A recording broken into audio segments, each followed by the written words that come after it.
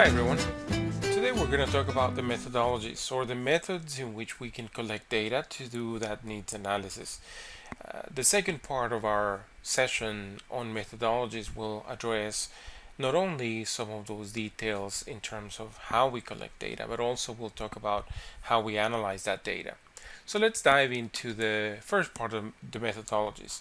And we're going to begin by refreshing our memory on the three phases of the needs assessment. In the past, we mentioned that there is a pre-assessment, an assessment phase, and the action plan or the closing of the needs assessment. So let's begin talking about the pre-assessment. During that phase, generally, the biggest milestone is that we use that phase to collect data, to ask questions that define what is the current state or what is that point A, what is happening today or what is not happening today. That leads to the question of what should be the case, what should be happening, what is that point B, so to speak. And then, of course, by looking at those 2 points, we will define that gap in between. The gap, just by means of the definition of the word, does not necessarily mean that it's something bad. It definitely can mean that something is missing or something is not there. But we also have to define whether it's a problem or not. And once we have, if it's one thing, no problem. But if it's a few things, then we have to prioritize. So in this pre-assessment phase, we do ask a lot of questions, and this is where you have heard me mention before. We have to make sure we define a budget. We have to ask what is the purpose of these needs assessment, specifically, that is. And we also need to ask what is our freedom to operate. We will cover that a little bit deeper in subsequent slides. But now let me move to the assessment phase. So once we have talked about that data collection phase and what is the current state and what is the desired state, we have defined the gap and we have prioritized if there is more than one problem, then we get into that evaluation of the data. So once we know what is it that we are after, then we need to figure out what are those needs. So remember how I was talking about the difference between a need and a problem. The need can potentially be in the context of a company, they can need something to increase revenue, to decrease problems, to decrease complaints, but also they can have barriers. Why can they not do something, or why can they not increase capacity in case of, say, a small building or limited funds to get more equipment, etc. And then, of course, once we have identified all of those, we have to figure out the priorities. We cannot do everything at once, and that is one of the things that you as consultants need to remember. When you are performing a needs analysis, there is a chance that you may find more than one problem or more than one barrier or gap, and you will need to prioritize how you attack them. Ultimately, the client is the one who is going to agree with you in terms of what that prioritization needs to be. But for now, you also, to finish that assessment, need to have the definition of what is necessary. What are the resources that are needed to fill that gap? As I was mentioning before, if you want to increase productivity or production, do you have enough room to continue growing the company, the factory line? Or do you have enough funds to have enough customer representatives, etc.? And then the question more guiding in this phase is, do we need to act? Once we have done the findings, do we need to present them? Do we need to gather more information, basically recycle this assessment phase, or do we need to do something different? But that is more of a question for us as the needs assessors. When we get to the action plan, actually, that is where we need to define how we are going to satisfy the need. But I think even before then, we need to communicate how we are acting at that point. We reached a conclusion, or we reached as an analysis of the data, and therefore we have recommendations or we have suggestions, etc.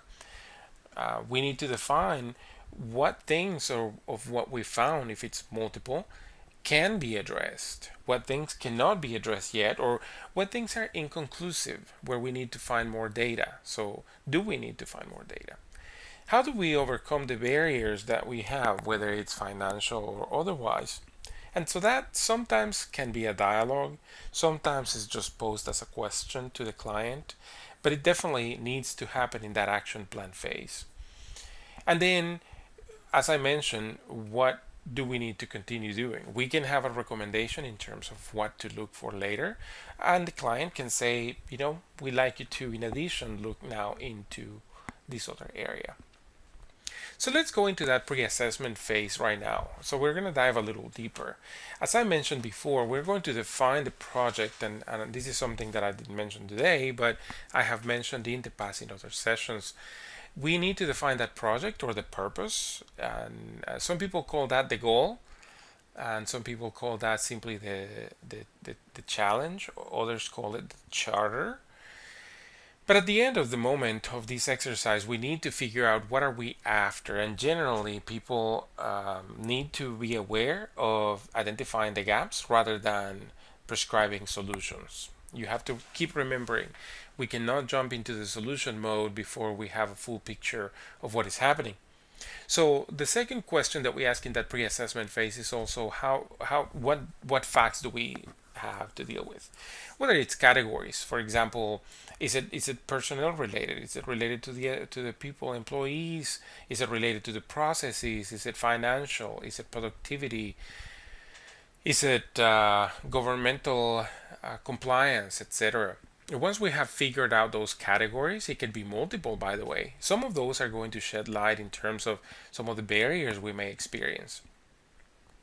In addition to that, in the pre-assessment phase, this is not necessarily in your textbook, but it is a common practice. We have to look at historical data.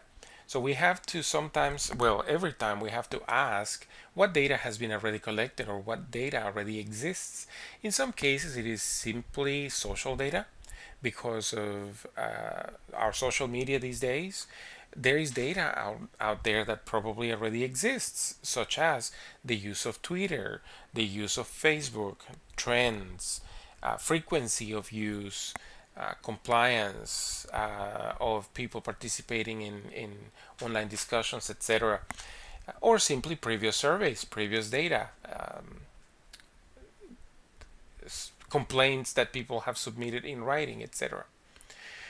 And then we have to define what the goal of the needs analysis is. In this case, are we going to prescribe a solution, or are we simply going to determine what that gap is between what it is today and what should be? And that is very important to speak it at the very beginning on that pre-assessment phase. Once we have determined these steps, we also should include these logistics, such as what is the timeline for the project? Is it going to take us a week, 2 weeks, a month? What is our leeway? How much time do we have wiggle room wise? Because we don't want to be rushing. Rushing leads to misinterpreting data or not fully collecting data, which leads to inaccurate results. Also, the budget. Depending on how much budget we have to work with, we're going to have to figure out what platforms work best. And we'll talk about that a little bit in a couple of slides. And last but not least is the effort. What is the effort that we're willing to put on? For example, if you are as a consultant coming from the outside, the budget is going to dictate how many people you're going to be using for that project. If the client wants you to put all your effort into it, obviously it's going to have an impact on the budget because your price is going to be higher. If you are an internal employee and you are conducting a needs analysis, you have to also talk to your leader. What is your effort? How much time do you have to dedicate to this project? So that is all in the pre-assessment phase. Generally, that is all captured in a document. You will see an example of those. As a matter of fact, you can see some of those in the toolkit list of the book. There are a couple of those documents that allow you to collect all this data at once during an interview set. The next phase is the assessment. And that's where, depending on what timeline do you have and based on the budget that you have been given or you were approved for, and the effort, meaning the number of people that you're going to be using to help you conduct this needs analysis, you're going to then decide more on the methods for collecting data. That is the very first thing that we need to do on this assessment phase, because at this point we have looked at previous data and we know what else we need.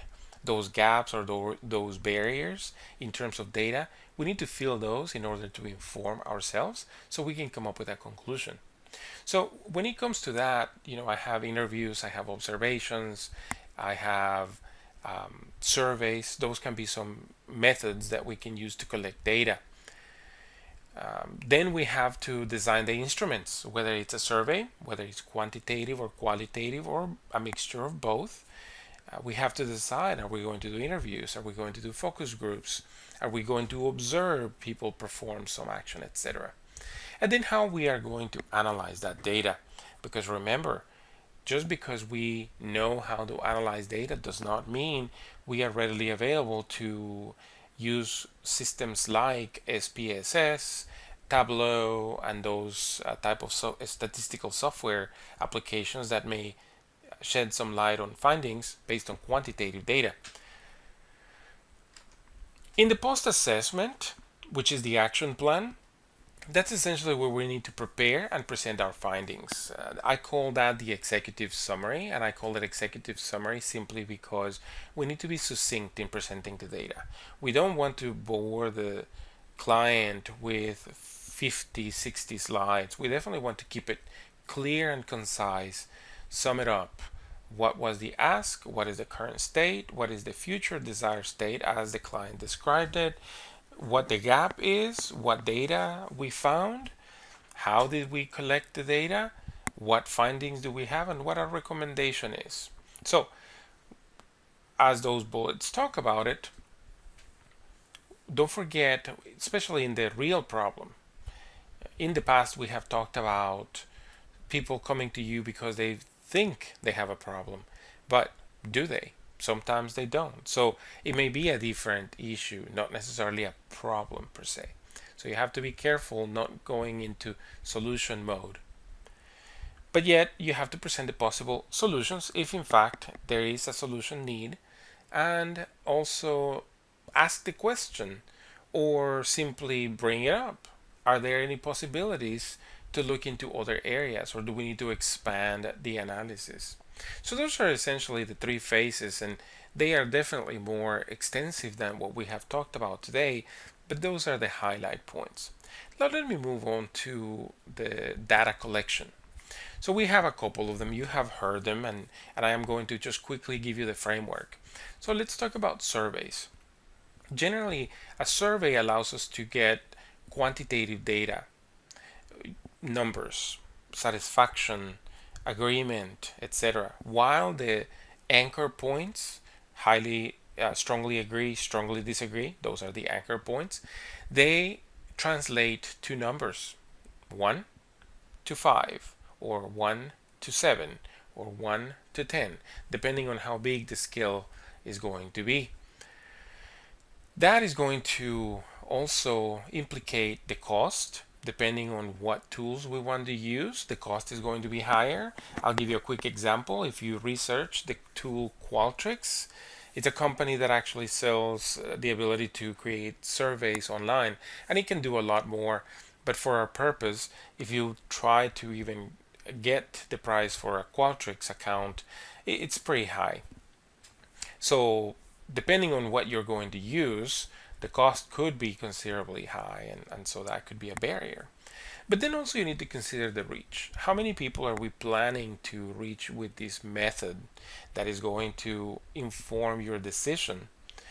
I tell you what, today you can go to SurveyMonkey and you can open a survey, but I think for free you can ask only a number of questions, or only to a number of people. So if the number of people that you're trying to get information from is higher than that, you won't be able to use the free account for SurveyMonkey. You will have to register and pay a fee, and so on and so forth. Then the scalability. The scalability is not only the same as far as the reach, but it also talks about how much effort does it take to deploy that. So if it's a survey, generally you're going to send either a paper-based survey, which would mean a lot of mailing, or a lot of delivering inter-office or otherwise. Or if it's online, it means you're going to have email addresses, and someone is going to have to populate the to field in the inbox and then push the send button. And then we also have the accuracy. What is that data going to give us? Is it going to give us the data that we are seeking, or is it just going to give us a lot more noise and a lot more distractors? And then how complex does it get? A survey, that is. And then once we have solved for all of these, we get into the instrument design, in which we have to consider the validity and reliability. And here's where we're going to start hearing these words a little bit more often. The validity is making sure that we come up with an instrument that is going to give us data that is true, data that is going to inform our analysis. And then the reliability is making sure that we come up with an instrument that is going to give us the same information over and over. In other words, person A shouldn't read a question and understand it one way. Person B read that same question and understand something different. So we need to test the instruments for these two variables. Then we have the interviews. So that's a generally qualitative in nature tool or method. Generally, it's going to potentially be costly because either you have to provide an incentive for the person that you're going to interview, or you have to quantify the amount of time that you're going to use for the interviews. Remember, time is money. If you are talking to someone in the production line, that is productivity that is decreasing because you are entertaining that person, you're talking to that person, or you are increasing the likability of mistakes. So it could be cost inefficient depending on how you conduct it and whom do you conduct it with. Then of course the reach, same thing. You can only interview a number of people in a certain amount of time. So if early on you define that your timeline is going to be short, there is only a limited amount of time you have to interview people. So you have to be careful with that. And that of course talks about the scalability. If it's you the only one doing it, imagine how many interviews will you have to run in a large assembly line or in a large company with a lot of customer service representatives. So it can be challenging. The transparency is another factor that is important in the interviews because you are face to face with people. Some people will have one of two reactions. They will be mad at some inequality and they will give you probably more data than you really need to define the gap, but you have to hear it anyway. And others may not be as honest. Others may feel like they don't want to be pegged for speaking out. So the good thing to do here is having some historical data that will help you get an idea either on a track or a direction. Then you can validate a little bit whether people are being honest and they are really speaking real facts, or if they are going completely shy and avoiding speaking what really is happening. And then of course we have to consider the question design and the quality of the research. We are not going to ask in these interviews things that are just going to make people feel good, and we have to make sure we don't ask questions that are going to be biased in nature or that are going to be leading questions. So there is a lot to consider for creating an interview set of questions, just like it is as important to create the questions for a survey. So more to come on that.